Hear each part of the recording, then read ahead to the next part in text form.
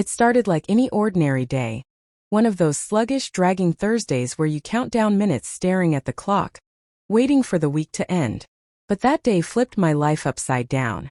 I'm Chris Walters, 34, a hardworking logistics manager in the heart of Chicago, married for 6 years to a woman I thought was my soulmate. Kayla and I had our ups and downs like any couple, but I always thought we were rock solid.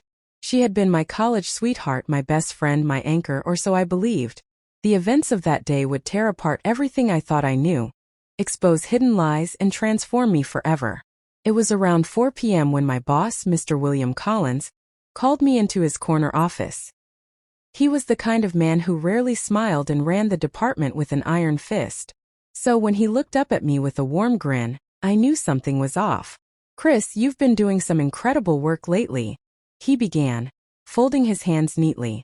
"I know the Jenkins project stretched you thin, and you've been sacrificing personal time. You deserve a reward. How about I give you double your bonus this month?" His words sounded like music to my ears, but my cautious nature kicked in. Nothing came free in this world. I squinted slightly. "Sir, that's generous. What's the catch?" Collins leaned back, his smile widening. "Simple. Take Kayla out tonight. Go somewhere expensive. Riverside Grill, perhaps? Have a good time, unwind, and stay out for a few hours. You deserve it." A chill ran down my spine. It wasn't the offer, it was how specific it was. Collins had never shown interest in my personal life, and now he was practically pushing me out the door. "You want me to leave the house tonight?" I asked. "Yes," he replied quickly, his voice crisp. "Enjoy yourself. Don't worry about work. Everything will be covered." The thought of a double bonus was enough to momentarily crush my doubts.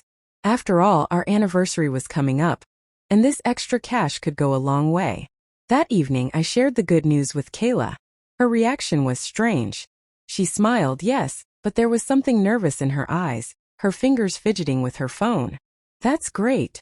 I'll make reservations," she said, a little too enthusiastically. My gut nudged me, but I ignored it. Maybe she was just excited to have a nice evening out. Friday arrived and we dressed up. Kayla looked breathtaking in a deep emerald dress. We left the house at 7 p.m. As we drove to Riverside Grill, my phone buzzed. It was Mr. Collins. "Enjoy the evening, Chris," the text read. "You've earned it." I replied with a simple thank you, but my brain wouldn't rest. Something was wrong. As we sat at the restaurant enjoying appetizers, my phone buzzed again.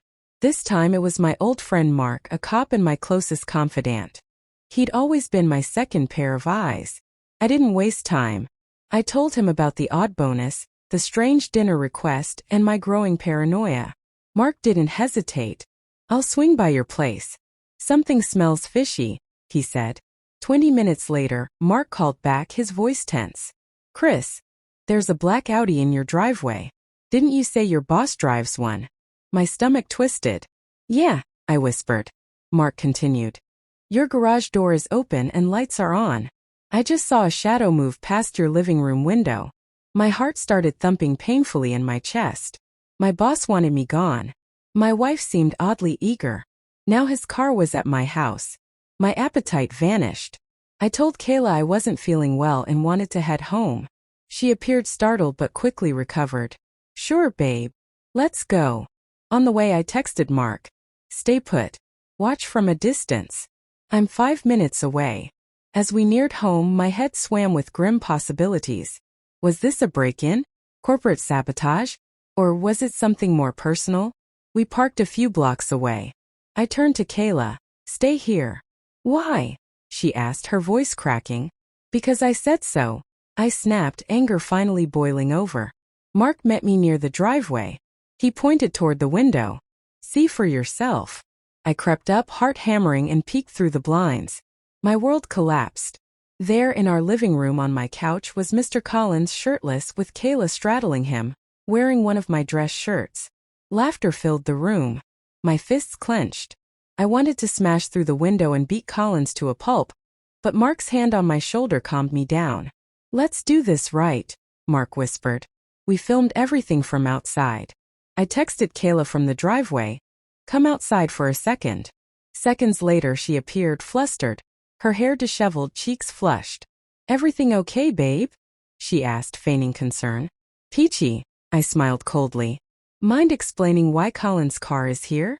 Why he's half naked on my couch?" Her face turned pale. She stumbled for words.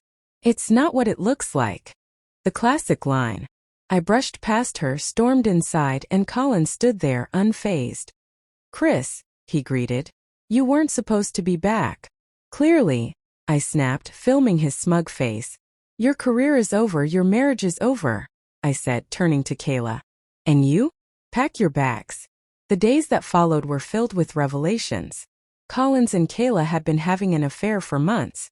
He manipulated my shifts, ensuring I worked late, creating chances for them to meet. Gifts, hotel bookings, private dinners, all hidden behind work emails and fake invoices. My own home had become their playground, but I wasn't going down quietly. With Mark's help, I filed for divorce, gathered evidence, and sued Collins for workplace harassment and manipulation. HR launched an investigation, leading to Collins' immediate termination. His wife, who had suspected something, filed for divorce too, taking half his assets.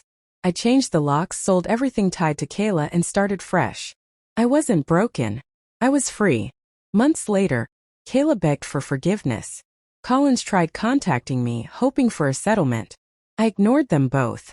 Karma had delivered. I'd built myself back up, stronger, smarter, and determined never to ignore my gut again. Sometimes the biggest betrayals come from the people you trust most. But it's in those betrayals you find your true strength.